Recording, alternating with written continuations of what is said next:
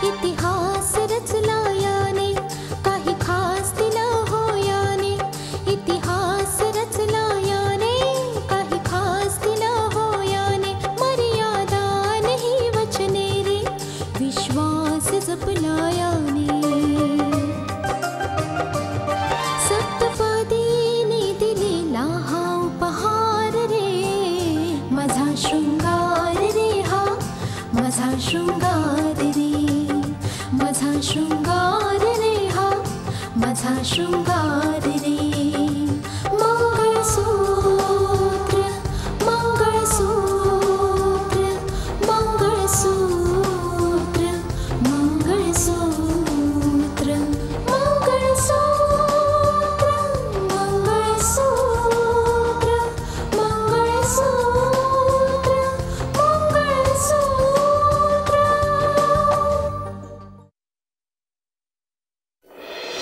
विवाहित नाही, पण प्रॉब्लेम काय डॉक?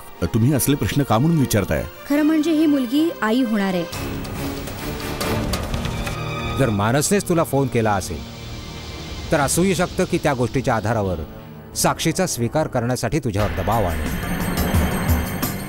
राकेशच्या सुटकेमुळे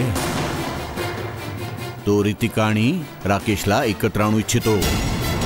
आणि एवढंच नाही, त्याच्या सुटकेनंतर त्याला ओळखणारे तमाम लोक खूप खुश आहेत. त्या नकली राकेशला असली सिद्ध करून काय मिळणार आहे तुम्हा लोकांना? तुम्ही का करताय असं?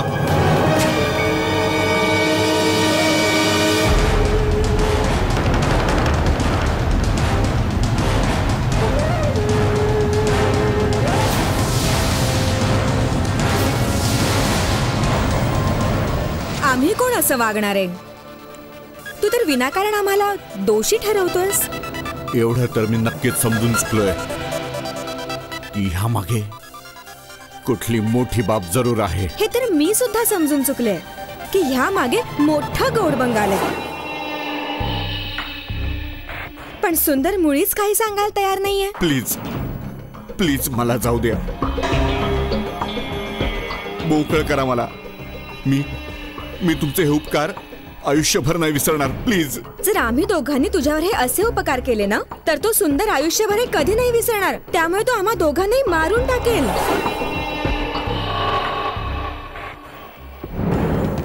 तसं माझाही माहिती काढण्याचा प्रयत्न चालू आहे की अखेर सुंदरचा हेतू तरी काय आहे. तो तुझा मामा असूनही तुझ्याशी असं का म्हणून वाटतोय? ज्या दिवशी मला समजेल मी तुला जरूर सांगेन.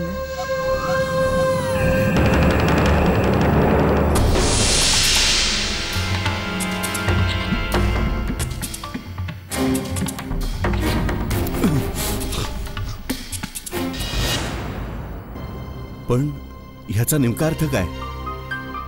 तू तर असं म्हणत होतीस की राकेश दादाला तू स्वतःच्या मुलाप्रमाणे वाढवलंयस. हो. याचा अर्थ राकेश दादा माझा सख्खा भाऊ नाहीये. बाळा, कुणास ठाऊक त्या दिवशी ते माझ्या तोंडून ते कसं काय बोललं गेलं. पण मम्मी, ते बोलणं ऐकल्यानंतर मला वस्तुस्थिती जाणून घ्यायची वाटते. बाळा, योग्य वेळ येईल ना तेव्हा सगळी वस्तुस्थिती सांगेन मी तुला. पण सध्या एवढंच लक्षात ठेव, तू राकेश सदैव तुझाच भाऊ आहे आणि राहणार. नमस्कार. नमस्कार. तुझंच नाव राहुल आहे का बेटा? हो, पण आपण कोण? मुंजाल. मला के मुंजाल म्हणतात.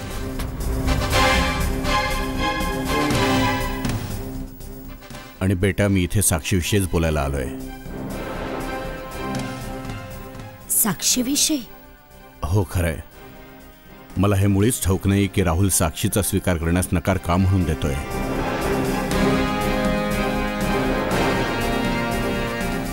पण मी इथे बोलणी करायला येण्यामागचं कारण म्हणजे मी साक्षीला माझी स्वतःचीच मुलगी मानतो.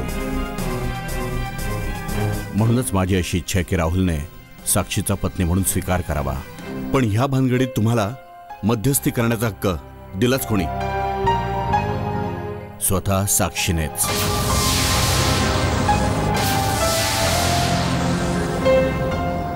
हे बघ बेटा, ही कुठली क्षुल्लक अशी बाब नाहीये. मुख्य म्हणजे साक्षी माझ्यासोबत माझ्याच घरामध्ये राहते. तुझ्यासारखीच मी सुद्धा अशीच चूक केली होती, ज्याचा मी अजूनही पश्चात्ताप करत आहे.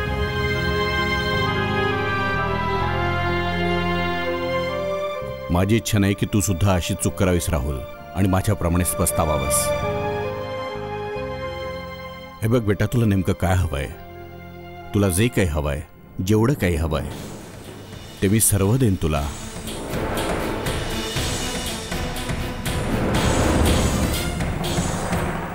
पण एकदाच माझ्या साक्षीचा स्वीकार कर. तू आयुष्यभर रडत राहण्यासाठी वाऱ्यावर सोडू नकोस.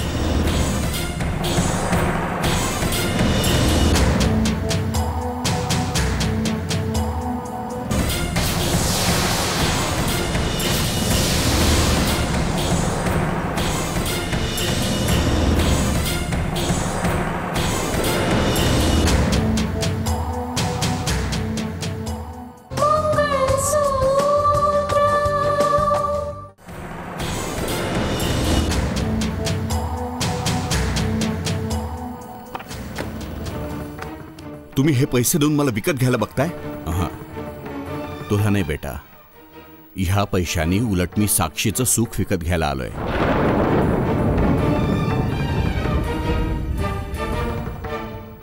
हे पहा ताई, मला मुळीच कल्पना नाहीये की तुमच्या कुटुंबियांमध्ये काय समस्या आहेत. पण अशी कुठलीच समस्या नसते जी आपापसात चर्चा करून सोडवली जाऊ नाही शकत. पण एक वार जर एखाद्या मुलीचं नाव बदनाम होऊन गेलं तर त्या मुलीच्या आयुष्याची राख रांगोळी होत असते.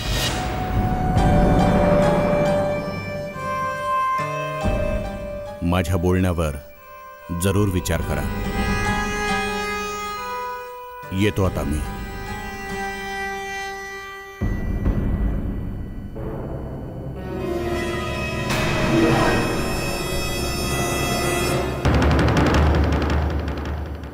कमलकांत, राजेश्वर, हे तुझं घर आहे.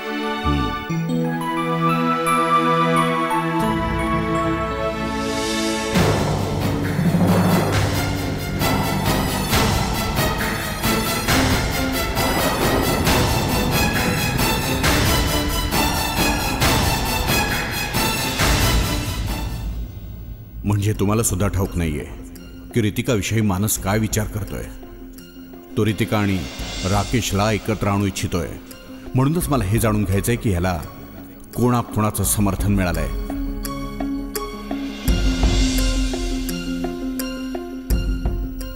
काय झालं हो? खूप काळजीत दिसताय तुम्ही. देवळात गेली होतीस? काय मागायला गेली होतीस देवाकडे?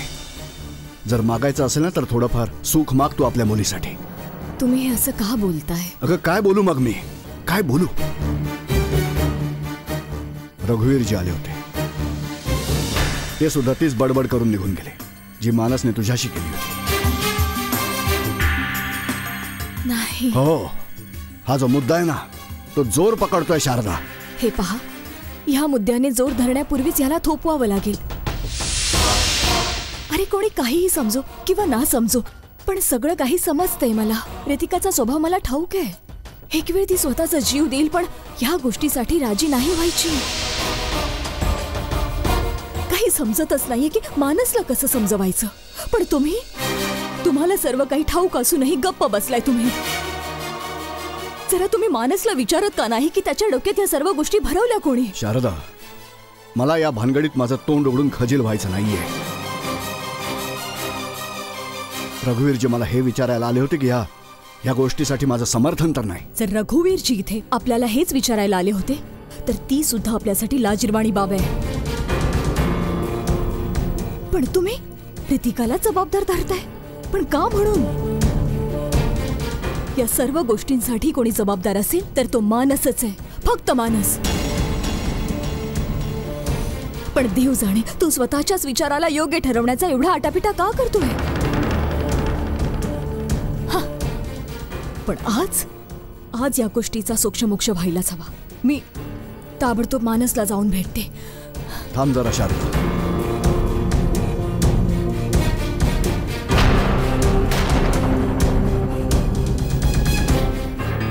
का म्हणून? आता तुम्ही मला का म्हणून थांबवताय? तुम्हाला तर याविषयी चर्चा करून स्वतःला खजील होऊच द्यायचं नाहीये. पण मला माझ्या मुलीचा संसार तुटू द्यायचा नाही. भले त्यासाठी मला कितीही खजील व्हावं लागू दे.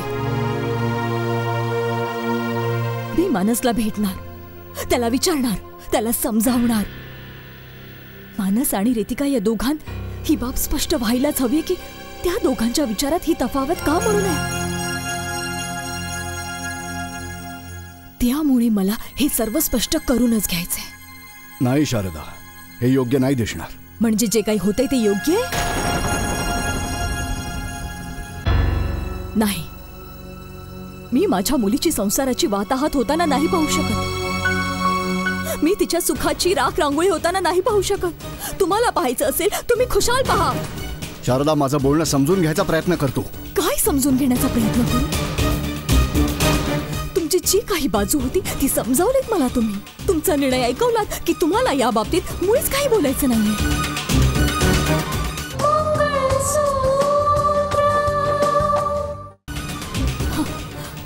जाणते मी, तुम्ही कोणाच्या सांगण्यावरनं काही सुद्धा करत नसता. तुम्ही तेच करत असता जे तुम्हाला योग्य वाटत आलंय. पण मी स्वतःची समजूत कशी काढू? मी स्वतःच्या डोळ्यावर पट्टी कशी बांधून घेऊ? तुझं हे म्हणणं चुकीचं आहे की मी तेच करतो जे मला योग्य वाटत असतं. नाही,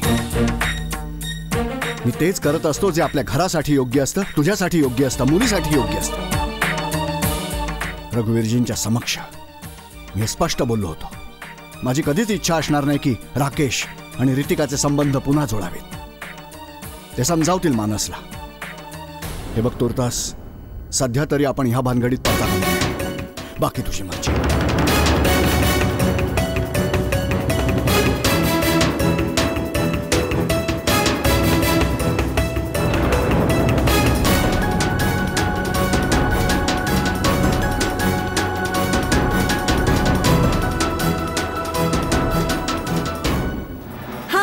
ठीक आहे, मला समजलं सगळं.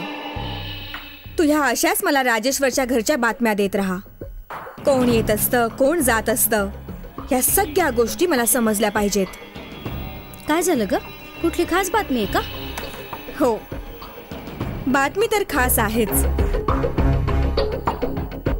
आपण ह्या विचारात होतो की मुंजाच्या कानावर ही बातमी कशी पोहोचवायची की त्याचा एक अनावरस मुलगा राकेश राजेश्वरच्या घरी राहतोय. खरे, कारण मुंजाळ आणि राजेश्वरी दोघं खूप वर्षापासून एकमेकांच्या संपर्कात नाहीयेत.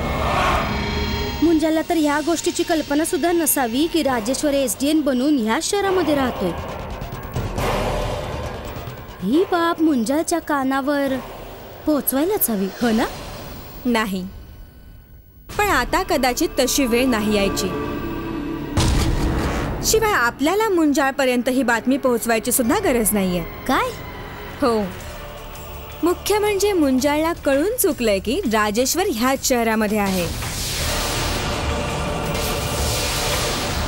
आणि मुख्य बातमी ही सुद्धा आहे की मुंजाळ राजेश्वरच्या घरी गेले होते. काय?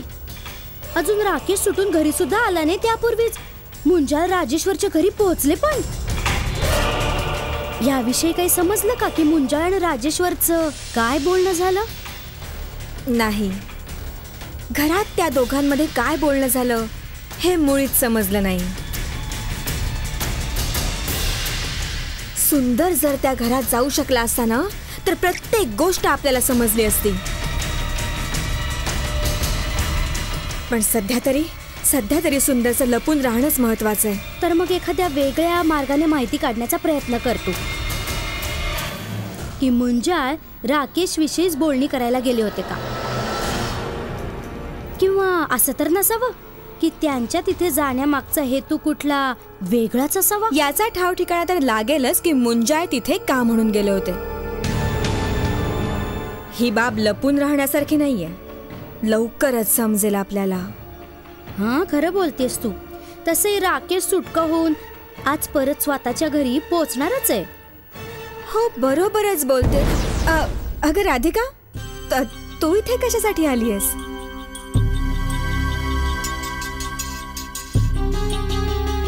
विशेष काही नाही दीदी. तुम्ही दोघी राकेशविषयी बोलत होता की आज त्यांची सुटका होणार आहे, म्हणून मग मी तेच ऐकायला आले होते. स्नेहा, म्हणजे तुझी बहीण राकेशला ओळखू शकते?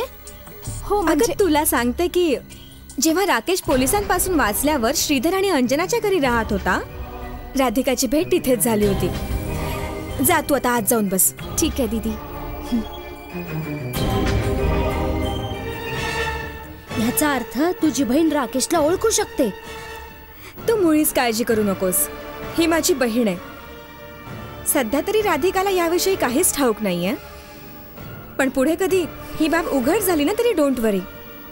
घरच्या गोष्टी घरातच राहतील. तू विनाकारण काळजी करणं सोडून दे.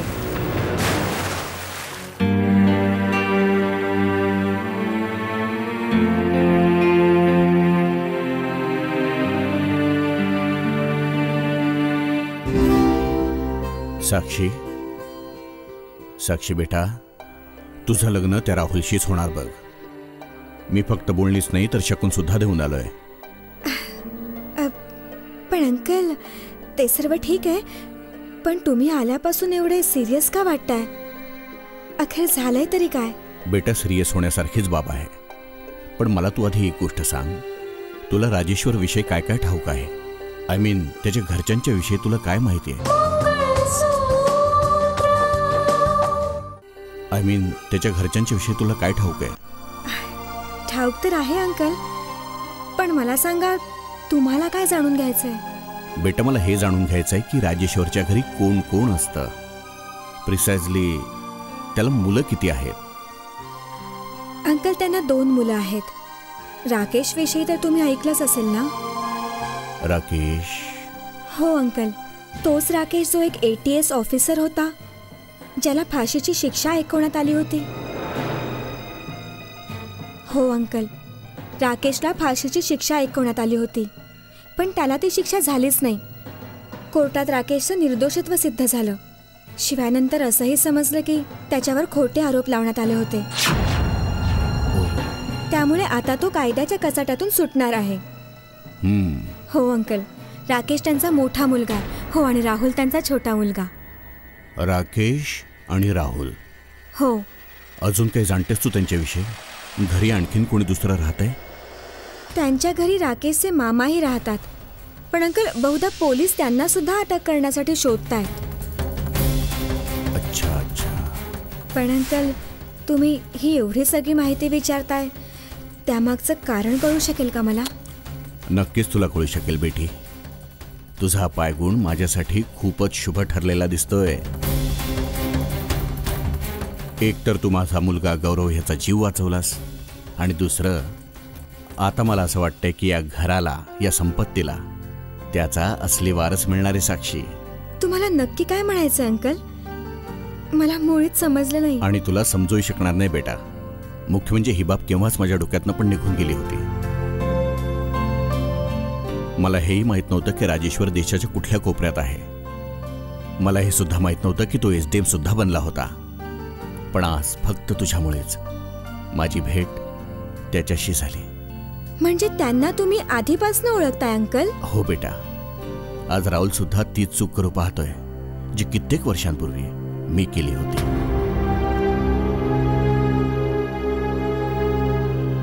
आमचं लग्न झाल्यावर आम्हाला एक मुलगा झाला.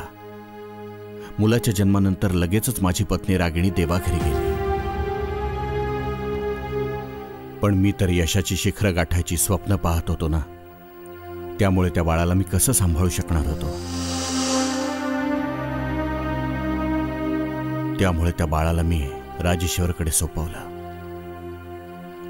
त्या दिवसानंतर आम्ही वेगळे झालो, आणि थोड्या दिवसांनी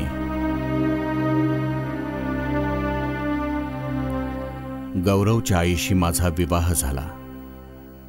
लग्न झाल्यावर मी माझ्याकडून राजेश्वरला शोधण्याचा खूप प्रयत्न केला होता, पण प्रयत्न खूपच कमी पडले. नंतर तो विषय बाजूलाच राहिला. पण आता माझा मुलगा गौरव बिचारा हॉस्पिटलमध्ये कोमात पडून आहे. आणि अशा वेळी तुझ्याचमुळे बेटा माझी राजेश्वरशी पुन्हा भेट घडून आली. आणि केवळ त्याच भेटीमुळे माझ्या अंतःकरणात एक छोटासा आशेचा किरण दिसू लागलाय. कारण जेव्हा मी माझ्या मुलाला राजेश्वरकडे सोपवलं होतं तेव्हा राजेश्वरचं नुकतंच लग्न झालेलं होतं. आणि म्हणूनच माझ्या विचारांना चालना मिळालीये की कदाचित असं तर नसावं की ज्या मुलाला मी राजेश्वरकडे सोपवलं होतं तो राकेशच असावा. असू शकतो ना अंकल? याचा अर्थ राकेश राजेश्वरचा मुलगा नसून तुमचाच मुलगा आहे? असू शकतो बेटा, पण ह्या गोष्टीचा माझ्यापाशी ठोस पुरावा नाहीये. पण ज्या दिवशी माझ्यापाशी पुरावे येतील ना, मी ठामपणे सांगू शकेन की राकेश माझाच मुलगा आहे, राजेश्वरचा नाही. तुम्हाला ठाऊक आहे अंकल, राकेशची कैदेतनं सुटका आजच होणार आहे. काय? होय.